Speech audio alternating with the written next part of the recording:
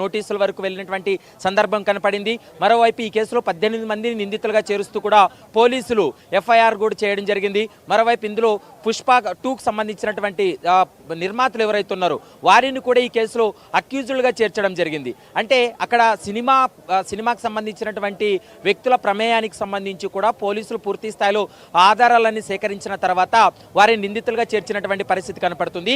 అల్లు అర్జున్ నిందితులుగా చేర్చడానికి ప్రధానమైనటువంటి కారణం ఏంటనేది ప్రస్తుతం అయితే మాత్రం చిక్కడపల్లి పోలీసులు కూడా కమాండ్ కంట్రోల్ సెంటర్ కూడా చేరుకోవడం జరిగింది. చిక్కడపల్లి ఇన్స్పెక్టర్తో పాటు చిక్కడపల్లి ఏసీపీ కూడా ఆ సంధ్యా థియేటర్ వద్ద జరిగినటువంటి తొక్కిసలాట ఏదైతే ఉందో వాటికి సంబంధించినటువంటి వాస్తవాలన్నీ కూడా సినీ ప్రముఖుల ముందు కూడా ఉంచినటువంటి ప్రయత్నం చేశారు.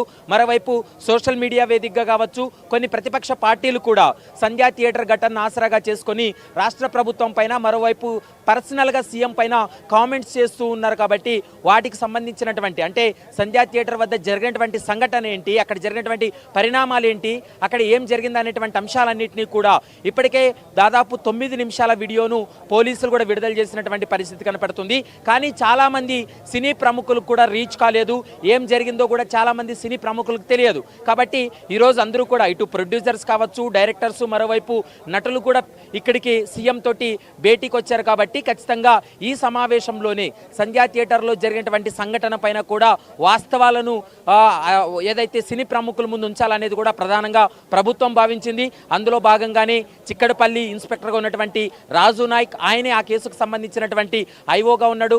మరోవైపు ఏసీపీగా ఉన్నటువంటి రమేష్ కూడా ప్రస్తుతం కమాండ్ కంట్రోల్ సెంటర్ కూడా చేరుకోవడం జరిగింది. సీఎంతో భేటీ అంటే సీఎంతో సమావేశం ముగిసిన తర్వాత 5-10 నిమిషాల పాటు సంధ్యా థియేటర్ ఘటనకు సంబంధించినటువంటి అంశాలన్నింటినీ కూడా ఇండస్ట్రీ ముందు కూడా పెట్టేటువంటి అవకాశం అయితే స్పష్టంగా కనపడుతుంది. ఎందుకంటే కాంగ్రెస్ ప్రభుత్వం వచ్చిన తర్వాత ఇటు ఇండస్ట్రీకి కాంగ్రెస్ ప్రభుత్వానికి కొంత గ్యాప్ ఏర్పడిందనేది పెద్ద ఎత్తున చర్చ జరుగుతున్నటువంటి నేపథ్యంలో పోలీసులు కూడా వన్ సైడ్గా పనిచేస్తున్నారు. మరోవైపు అల్లు అర్జున్ను పర్సనల్గా టార్గెట్ చేశారంటూ కూడా పెద్ద స్థాయి. సీఎం రేవంత్ రెడ్డితో టాలీవుడ్ పెద్దల భేటీకి మెగాస్టార్ చిరంజీవి దూరంగా ఉన్నారు. ప్రస్తుతం చెన్నై షూటింగ్ లో చిరంజీవి ఉన్నట్లు తెలుస్తోంది. ఇంతకాలం టాలీవుడ్ కు పెద్ద దిక్కుగా ఉన్న చిరంజీవి ఈ భేటీకి రాకపోవడంపై రకరకాల ఊహాగానాలు వినిపిస్తున్నాయి. కొంతకాలంగా మెగా అల్లు కాంపౌండ్ మధ్య గ్యాప్ ఉందనే ప్రచారం జరుగుతోంది. ఇలాంటి పరిస్థితుల్లో చిరంజీవి ఈ భేటీకి హాజరు అవ్వకపోవడంపై సోషల్ మీడియాలో చర్చ జరుగుతోంది.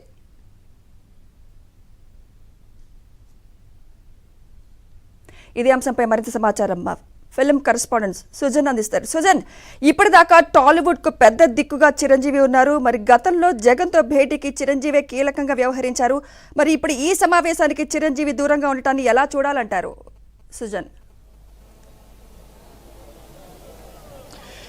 సుమిత్ర,